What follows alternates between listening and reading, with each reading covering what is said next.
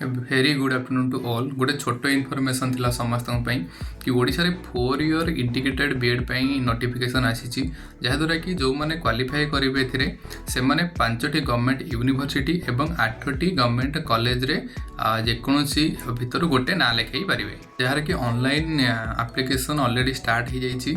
Last date हूँ मार्च 10 तारिख आउ मार्च 11 जो मानकर फी पेमेंट करनथिबे सेमानकर फी पेमेंट करिवार लास्ट डेट एवं मार्च 12 रु 14 पर्यंत जो मानकर जदि एप्लिकेशन ले किसी प्रॉब्लम थिबो कि कोन से माने सेई डेट भितर करेक्शन करि पारिबे। तो एते सब भितर सबुठ इंपोर्टेंट होउची एग्जाम डेट केबे। एग्जाम डेट होउची अप्रैल 17 रे। तो एग्जाम टी सीबीडी मोड रे हबो जोटा कि कंप्यूटर बेस्ड टेस्ट आउ मेरिट लिस्ट परसेंटाइल मेथड हिसाब से सेटा को विवेचना करा जिवो। जो माने भी एथरे क्वालिफाई करूछंती से माने 4 ईयर 4 वर्ष रे ग्रेजुएशन से मानकर ग्रेजुएशन एवं बीएड एका सहित कंप्लीट करि परिबे।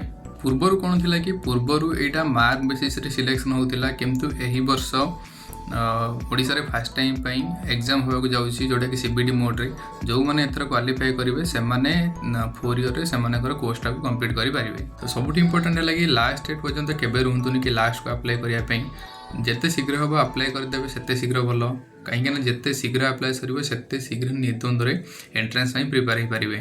जो मैंने भी चाहूँगी एडमिशन करने तो इनफॉरमेशन टी से पाखे पहुँचातु। जय जगन्नाथ।